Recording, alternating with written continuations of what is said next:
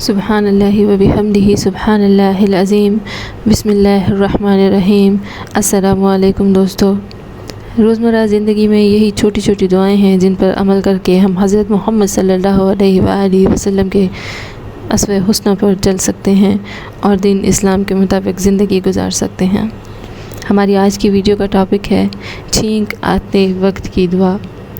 حضرت ابو ہریرہ رضی اللہ تعالی عنہ سے روایت ہے کہ رسول اکرم صلی اللہ علیہ وآلہ وسلم نے ارشاد فرمایا کہ تم میں سے کسی کو جب چھینک آئے تو وہ کہے الحمدللہ، تمام تعریفیں اللہ کے لیے ہیں، اور اس کا مومن بھائی کہے، یعنی جو مسلمان بھائی سن رہا ہے وہ اس چھینک کے جواب میں کہے یرحمکم اللہ، تم پر اللہ رحم فرمائے۔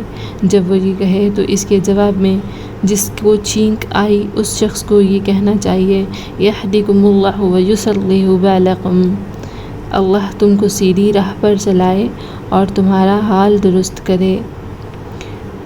دوستو، جس کو چھینک آئے اسے الحمدللہ ہی کہنا چاہیے، یعنی اللہ کا شکر ادا کرنا چاہیے، اللہ کی تعریف بیان کرنی چاہیے، اور جو سن رہے ہیں ان کو کہنا چاہیے یرحمکم اللہ۔